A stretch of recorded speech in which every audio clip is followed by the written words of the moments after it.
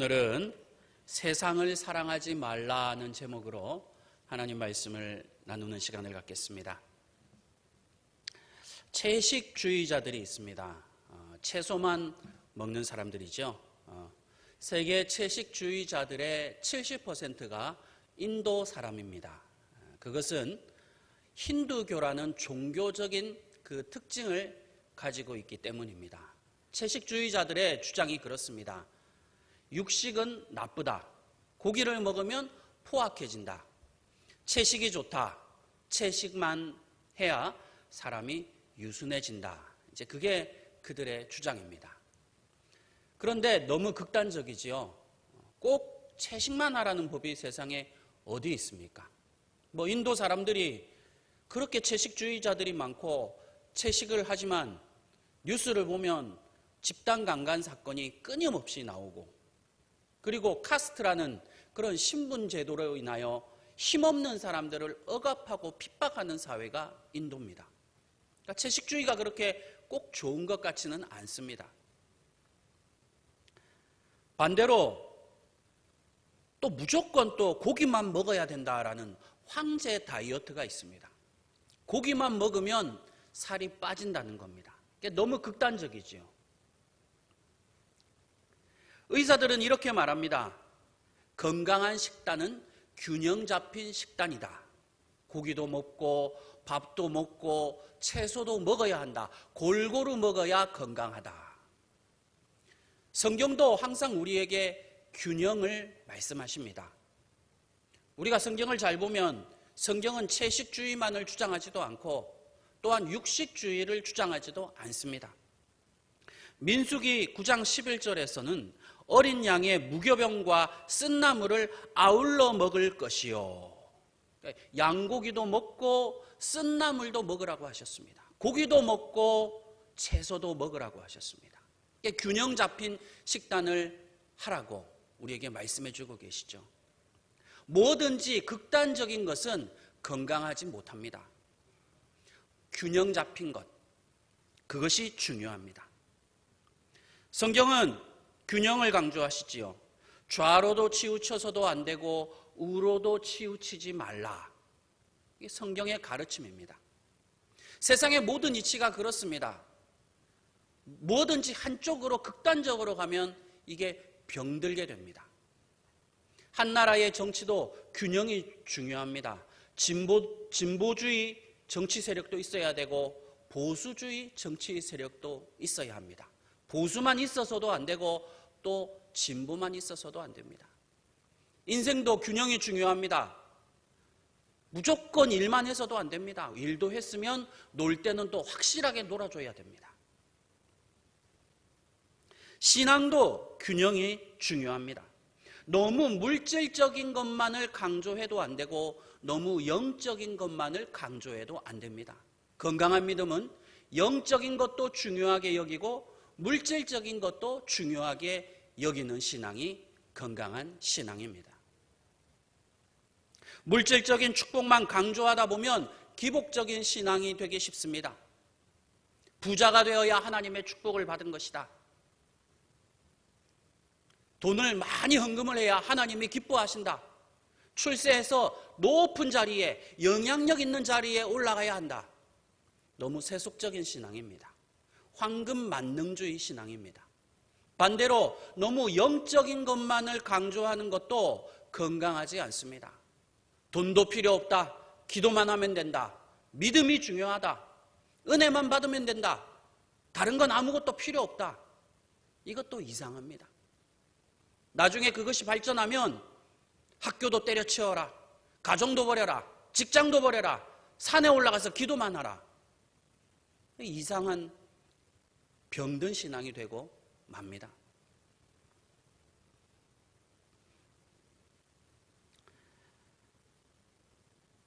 초대교회에 영지주의라는 이단이 있었습니다.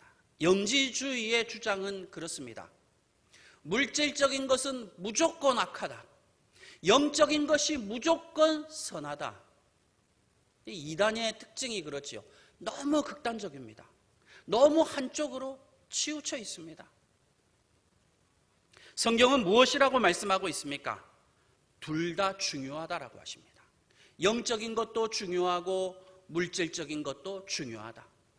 교회도 중요하고 세상도 중요하다라고 하셨습니다. 하나님은 절대적으로 선하신 분입니다. 절대선이라고 합니다. 그 선하신 하나님이 만드신 이 세상이 악할 수 있습니까? 악할 수 없지요. 어떻게 선하신 하나님께 나온 것이 악할 수가 있겠습니까? 선한 것입니다. 그래서 예수 믿는 사람은 이 땅도 귀하게 여겨야 할 줄 알아야 합니다.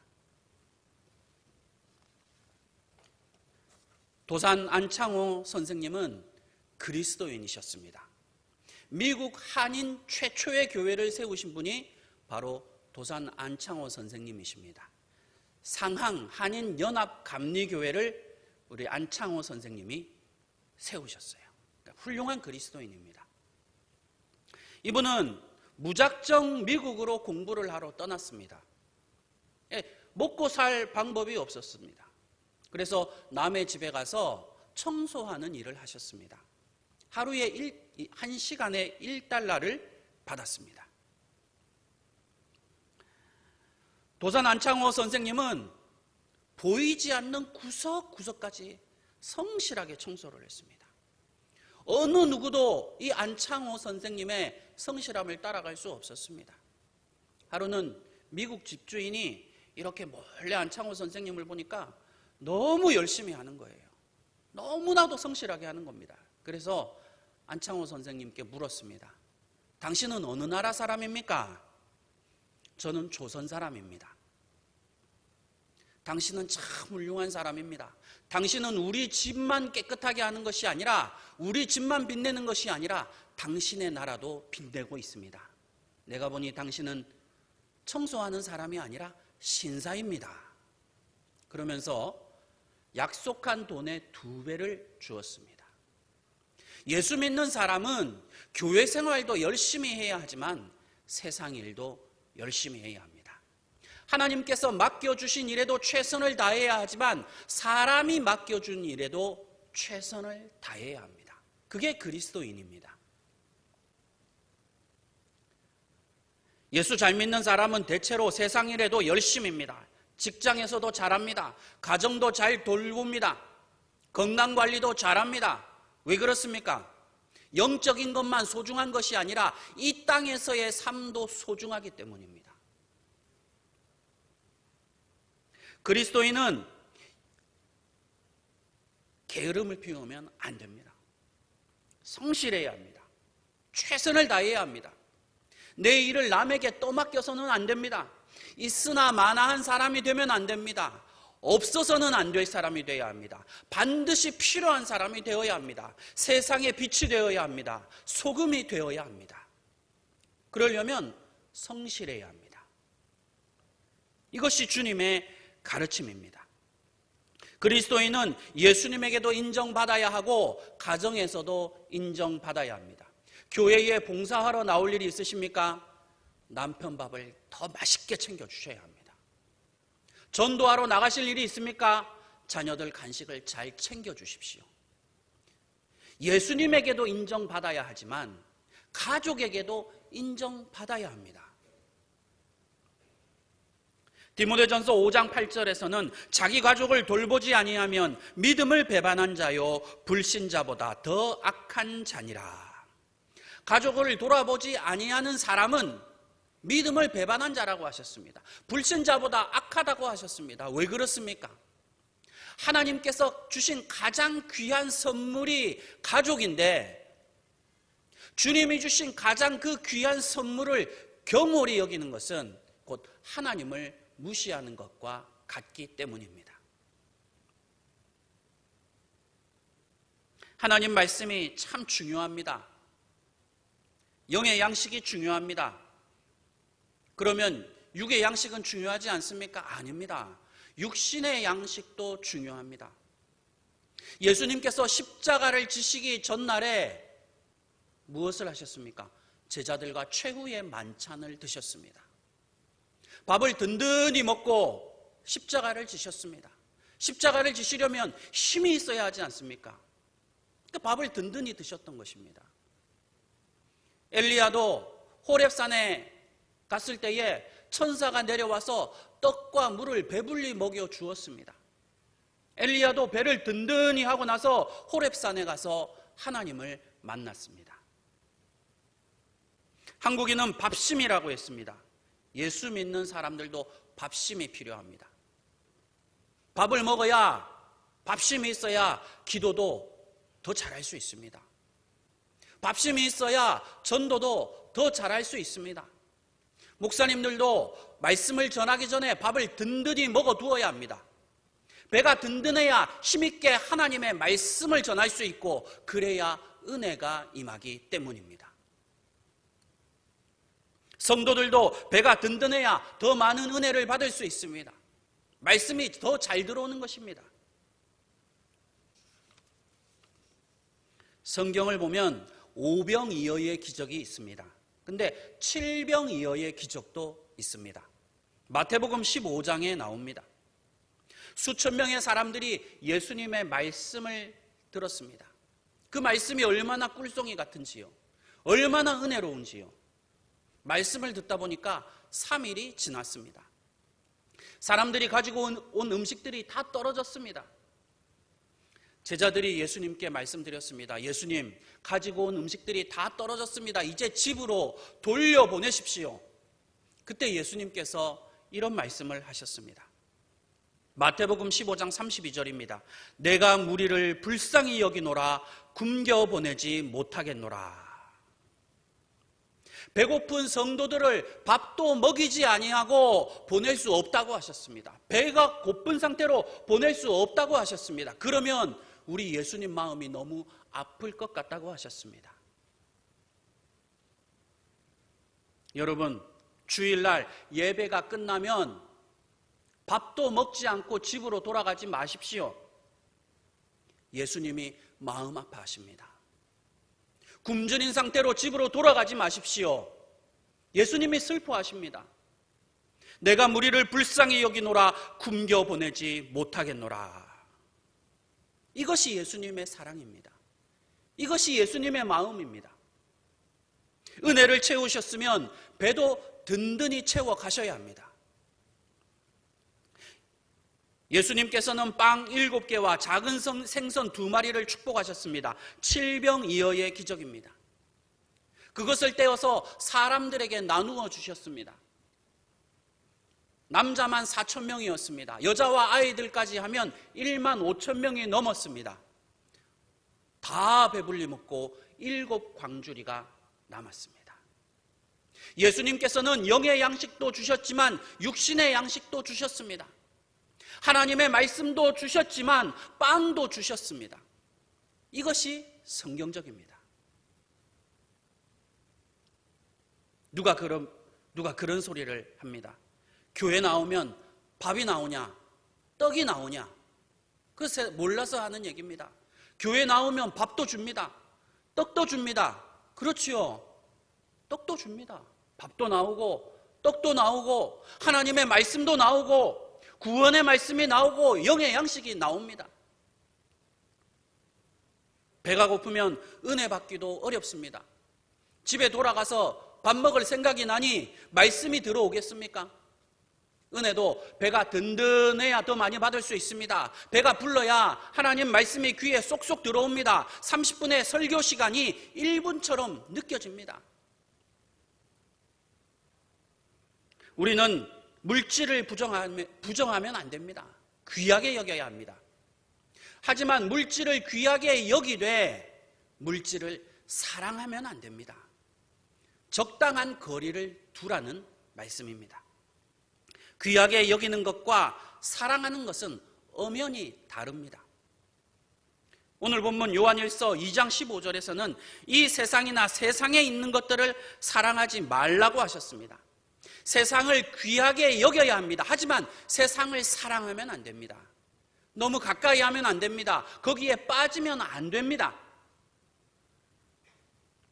하나님 앞에서는 남자도 귀하고 여자도 귀합니다. 남자는 여자를 귀하게 여겨야 합니다.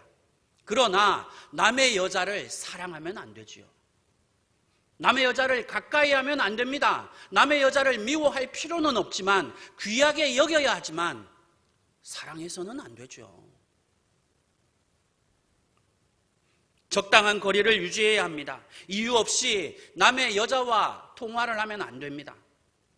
남의 여자와 단둘이 식사를 해서도 안 됩니다. 단둘이 차를 타고 가서도 안 됩니다. 그것이 평안한 가정을 유지하는 방법입니다. 옛말에 견물생심이라는 말이 있습니다. 자꾸 쳐다보면 마음이 일어난다는 뜻입니다. 남의 여자 자꾸 쳐다보면 안 됩니다. 그거는 여자도 마찬가지입니다. 남자 잘생겼다고 자꾸 쳐다보면 안 됩니다. 남의 여자 자꾸 쳐다보면 마귀 같은 탑니다. 예쁜 여자가 지나가도 너무 뚫어지게 쳐다보면 안 됩니다. 여러분, 혼이 빠질 정도로 예쁜 여자가 지나가면 두 눈을 꼭 감고 주기도문을 외우십시오. 그러면 아내의 얼굴이 떠오릅니다. 하늘에 계신 우리 아버지. 믿는 사람들은요, 예수 믿는 사람들은요, 자기 아내만, 자기 남편만 쳐다보아야 합니다. 그렇다고 남의 여자를 미워할 필요까지는 없습니다. 내 아내가 귀한 만큼 남의 아내도 귀하기 때문입니다. 제가 드리고 싶은 말씀은 남의 여자를 사랑하지 말라는 말입니다. 너무 가까이 하면 안 됩니다. 여자는 단 2명만 있으면 됩니다. 어머니 그리고 아내. 예수님께서는 이 땅을 부정하지 않으셨습니다. 저주하지 않으셨습니다. 오히려 땅끝까지 나가서 예수 그리스도를 증거하라고 하셨습니다. 예수님의 십자가의 사랑으로 이 땅을 변화시키라고 하셨습니다. 예수 그리스도의 이름으로 세상을 섬기라고 하셨습니다. 그러나 한 가지는 꼭 조심해야 한다고 하셨습니다. 오늘 본문의 말씀입니다. 이 세상이나 세상에 있는 것들을 사랑하지 말라. 세상을 변화시키라고 하셨지만 세상을 사랑하지는 말라고 하셨습니다. 세상을 섬기라고 하셨지만 거기에 빠지면 안 된다고 하셨습니다. 세상을 미워하라는 말이 아닙니다. 귀하게 여기되 사랑하지 말고 적당히 거리를 둘 줄 알아야 한다는 뜻입니다. 이 땅은 우리가 사랑할 대상이 아닙니다. 우리의 사랑의 대상은 예수님밖에 없습니다. 우리는 예수님만 사랑해야 합니다. 예수님만 사모해야 합니다. 이 세상의 마음을 빼앗겨서는 안 됩니다. 우리의 마음을 예수님께 드려야 합니다. 우리의 영혼을 예수님께 바쳐야 합니다. 우리는 이 세상 속에서 살아가지만 이 세상에 속한 사람은 아닙니다. 우리는 예수님께 속한 사람들입니다. 우리는 예수님의 소유입니다. 우리는 예수님의 사람입니다. 예수님의 아들이요 예수님의 딸입니다. 예수님의 어린 양입니다. 우리의 주인은 예수님밖에 없습니다.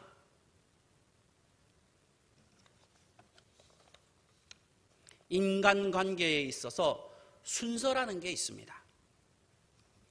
아내가 아프고 친구가 아프면 누굴 먼저 돌보아야 합니까? 아내를 돌보아야 합니다. 아들이 배가 고프고 친구가 배가 고프면 누구에게 먼저 빵을 주어야 합니까? 자기 아들에게 빵을 주어야 합니다. 친구가 우선이 아닙니다. 가족이 우선입니다. 그것이 하나님의 뜻입니다. 자기 체면 때문에 자기 가족을 먼저 돌보지 아니하고 친구나 다른 사람을 돌보는 사람이 있습니까? 세상에서 가장 못난 사람입니다. 체면이 뭐가 중요합니까? 위신이 뭐가 중요합니까? 하나님께서 주신 가족이 제일 중요합니다. 모든 일에는 순서라는 게 있습니다. 순서를 지켜야 합니다. 먼저 가족이고 그 다음에 친구입니다. 친구를 버리라는 뜻이 아닙니다. 그리스도인에게 있어서 가장 우선되는 관계가 무엇입니까? 예수님과의 관계입니다. 예수님을 가장 중요하게 여겨야 합니다. 예수님이 가장 소중합니다. 예수님이 우선이요, 친구는 나중입니다. 친구를 버리라는 말이 아닙니다. 우선관계, 순서를 지키라는 것입니다. 주일날 친구가 동창회를 가자고 합니까? 축구하자고 합니까? 낚시 가자고 합니까? 여러분, 뿌리쳐야 합니다. 친구를 버리라는 말이 아닙니다. 예수님이 우선이요, 세상이 나중입니다. 단지 순서만 지키면 아무 문제될 것이 없습니다. 소고기를 사 먹고 싶은데 11조를 못할 것 같습니까? 소고기가 먼저가 아닙니다. 11조가 먼저입니다. 먹는 욕심 하나 이기지 못해서 11조 하나 제대로 드리지 못한다면 이 얼마나 부끄러운 일입니까? 순서만 지키면 됩니다. 예수님이 우선이요, 소고기는 나중입니다. 우리가 예수님을 나중으로 여기면 예수님께서도 우리를 나중으로 여기십니다. 그러나 우리가 예수님을 우선으로 여기면 예수님도 우리를 우선으로 여겨주십니다. 예수님께서는 마태복음 6장에서 이렇게 말씀하셨습니다. 무엇을 먹을까, 무엇을 마실까, 무엇을 입을까 염려하지 말라. 너희는 먼저 그의 나라와 그의 의를 구하라. 예수님께서는 먹을 것, 마실 것, 입을 것이 필요 없다고 하지 않으셨습니다. 부정하지 않으셨습니다. 순서를 지키라는 말입니다. 먼저 하나님의 나라와 하나님의 의를 구하고 나서 먹을 것, 마실 것, 입을 것을 구하라고 하셨습니다. 순서만 잘 지키면 아무런 문제될 것이 없습니다. 무엇을 하고 무엇을 나중에 해야 할지 잘 판단해야 합니다. 그러면 하나님께서는 더 넘치도록 채워주시는 것입니다. 쌓을 것이 없도록 복을 부어주시는 것입니다. 무엇이 먼저고 무엇이 나중입니까? 직장이 먼저가 아닙니다. 예수님이 먼저입니다. 공부가 먼저가 아닙니다. 예수님이 먼저입니다. 건강이 먼저가 아닙니다. 예수님이 먼저입니다. 예수님이 우선입니다. 예수님을 최고로 모셔야 합니다. 예수 제일주의가 되어야 합니다. 그러면 나중에는 직장에서도 승승장구하게 하십니다. 다니엘의 지혜를 주셔서 공부도 더 잘하게 하십니다. 삼손과 같은 건강을 주시는 것입니다. 주님은요, 뺏어가시는 분이 아닙니다. 채워주시는 분이지요. 출애굽기 34장 19절에서 모든 첫 태생은 다 내 것이며 처음 것은 다 하나님의 것이라고 하셨습니다. 순서를 말씀하시는 겁니다. 처음 것은 내 것이고 나머지는 너희가 가지라는 말씀이시죠. 일주일의 첫날이 월요일입니까? 아닙니다. 달력을 잘 보십시오. 일요일이, 주일이 제일 첫날입니다. 그것은 먼저 하나님 앞에 주일의 첫날을 예배를 드리고 시작하라는 말씀입니다. 새벽 예배가 왜 5시입니까? 하루의 첫 시간을 하나님께 먼저 드리라는 뜻입니다. 식사 기도할 때 왜 식사 다 하고 난 다음에 기도하지 않고 왜 식사하기 전에 기도합니까? 하나님이 우선이라는 것입니다. 월급을 타면 자기 쓸 것 다 쓰고 나서 11조를 떼면 안 됩니다. 먼저 하나님 앞에 11조를 떼고 쓸 것을 쓰면 됩니다. 순서의 문제입니다. 순서. 오늘 본문 17절입니다. 이 세상도 그 정욕도 지나가되 오직 하나님의 뜻을 행하는 자는 영원히 거하느니라. 왜 세상을 사랑하지 말라고 하셨습니까? 다 지나가기 때문입니다. 다 사라집니다. 다 없어집니다. 그런데 영원한 것이 하나 있다고 하셨습니다. 그것이 무엇입니까? 하나님의 뜻입니다.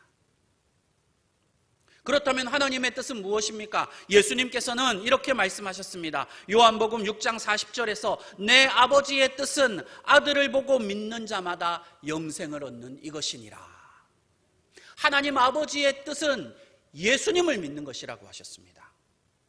예수님이 하나님의 뜻이라는 겁니다.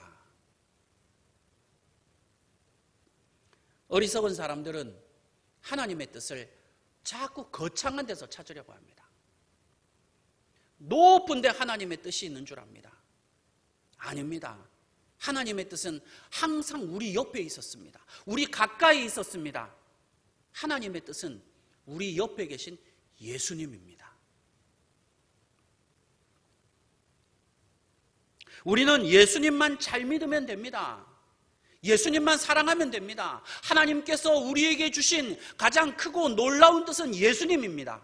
가장 위대한 사명은 예수를 잘 믿는 것입니다. 다른 데 있지 않습니다. 여러분, 너무 거창한 데서 찾으려고 하지 마십시오. 너무 비밀스러운 데서 찾으려고 하지 마십시오. 우리 곁에 예수님이 있습니다. 주님은 우리에게 특별한 것을 요구하시는 것이 아닙니다. 대단한 것을 요구하지 않으십니다. 그저 한평생 살면서 예수님만 잘 믿으면 됩니다. 그것이 하나님의 뜻이요, 우리에게 주신 가장 위대한 사명입니다. 세상에는 많은 종교가 있습니다.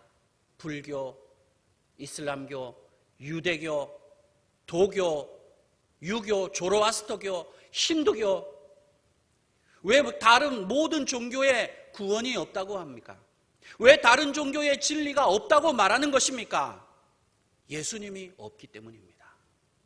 만약에 기독교에도 예수님이 없다면 기독교도 세상의 모든 다른 종교와 별반 다를 바가 없습니다. 하나님의 진리가 무엇입니까? 예수님입니다. 예수님이 하나님의 진리입니다. 예수님이 생명의 기준입니다. 예수님이 심판의 기준입니다. 예수님이 없으면 그것 자체가 이미 죄입니다. 그러나 예수님이 계시면 그것 자체가 의가 되는 것입니다. 예수님이 없으면 그것이 곧 거짓이 되고, 예수님이 계시면 그것이 곧 진실이 됩니다. 예수를 믿지 아니하면 지옥 형벌이지만 예수를 믿으면 천국 영생을 얻는 것입니다. 하나님께서는 모든 생명의 기준을, 구원의 기준을, 진리의 기준을 예수님의 이름으로 삼으셨습니다. 이것보다 더 위대한 사명이 어디 있겠습니까? 주영훈 집사님 아마 다 아실 겁니다. CBS 그 프로그램에도 나오시는 분이죠. 아주 유명한 작곡가입니다. 얼굴을 보시면 아마 다 아실 겁니다. 아주 오래전 일입니다. 이분이 오후 2시 늦게 백반집을 갔답니다. 식당 문을 딱 여는데 주인이 90도로 인사를 하더래요. 90도로 아주 깍듯하게. 그러니까 얼마나 부담스럽습니까? 적당히 해야지. 이분이 왜 이러나 싶었어요. 백반을 시켰는데 상다리가 부러질 정도로 이 상을 내오는 겁니다. 뭐 갈비찜에 생선구이, 뭐 불고기. 주영훈 집사님이 사장님, 저는 백반을 시켰는데 이거 잘못 나온 것 같습니다 라고 하니까 그 주인이 하는 말이 그렇습니다. 자기가 잘 찾아가는 용한 점쟁이가 있답니다. 그날 갑자기 그 점쟁이한테 전화가 왔습니다. 오후 2시에 귀인이 찾아갈 테니 식사를 잘 대접하라. 귀신이 차려준 밥상입니다. 귀신 노름이죠. 그러면 주영훈 집사님이 그것을 거절을 하고 나갔어야 합니다. 그런데 너무 맛있게 보이더래요. 그래서 그냥 앉아서 먹었답니다. 그러면 이제 다음에는 안 가야 되는데 다음 날도 또 가고 다음 날도 또 가고, 왜냐하면 너무 음식이 맛있으니까요. 음식의 유혹에 넘어간 것입니다. 어느 날 주영훈 집사님이 하는 일마다 안 됐습니다. 어려운 일이 생겼습니다. 시험에 들었습니다. 기도도 안 되는 겁니다. 그때 갑자기 그 백반집 사장의 점쟁이 생각이 나더래요. 그러니까 귀신의 노름에 놀아나는 거예요. 그래서 그 백반집 사장한테 가가지고 그 용한 점쟁이 주소를 받아왔답니다. 그래서 그 점쟁이 그 신당이라고 하나요? 그거를 문을 딱 여는데 그 점쟁이가 용하긴 용하더래요. 다 기다리고 있더래요. 그러면서 아이고 기다리고 있었습니다. 어서 오십시오. 그러면서 거짓말을 하는 거죠. 저도 하나님 믿었습니다. 저도 교회 다녔습니다. 괜찮으니까 들어오세요. 그런데 그 신당을 보고 이 주영훈 집사님이 도저히 못 들어가겠더래요. 갑자기 그리고 거기서 구역질이 나오면서 막 토하기 시작했어요. 그래서 이거 하나님이 내 뒤통수를 치시는구나. 내가 왜 여기까지 왔던가. 그때서야 정신이 번쩍 들면서 도망을 갔습니다. 귀신이요, 먹는 것으로도 사람을 사로잡습니다. 이와 똑같은 얘기가 다니엘서에 나옵니다. 바벨론 왕 느부갓네살이 자기의 신하들에게 엄청난 산의 진미를 제공을 했습니다. 고기에 포도주에 일반 백성들은 평생 구경도 하지 못할 그런 산의 진미였습니다. 모든 신하들은 그 음식을 즐겼습니다. 왕이 내린 음식을 거부하는 것은 자살행위입니다. 왕명을 거부하는 것과 같기 때문입니다. 그런데 다니엘은 왕이 내린 음식을 먹지 않았습니다. 왜냐하면 그 음식은 먼저 우상에게 바쳐진 다음에 제공된 음식이었기 때문입니다. 그래서 다니엘은 그 음식을 거부했습니다. 성경은 다니엘의 신앙에 대해서 이렇게 기록하고 있습니다. 다니엘서 1장 8절입니다. 다니엘은 뜻을 정하여 왕의 음식과 그가 마시는 포도주로 자기를 더럽히지 아니하리라 하고, 다니엘은 뜻을 정했습니다. 우상의 음식을 거절했습니다. 예수 믿는 사람들이 왜 술, 담배를 하지 않습니까? 예수님께 뜻을 정했기 때문입니다. 예수님께 뜻을 정한 사람은 먹는 것 하나 함부로 먹지 않습니다. 믿음으로 먹습니다. 믿음으로 삽니다. 말씀을 정리하고 마치겠습니다. 첫째, 이 세상은 귀합니다. 선한 것입니다. 선하신 하나님이 만드셨기 때문입니다. 둘째로, 세상을 귀하게 여기되 사랑하지는 말아야 합니다. 셋째, 세상의 뜻을 두지 말고 오직 예수님께 뜻을 두어야 합니다. 예수님만 사랑해야 합니다. 이러한 은혜가 여러분 가운데 충만하시기를 주님의 이름으로 간절히 축원합니다. 기도하겠습니다.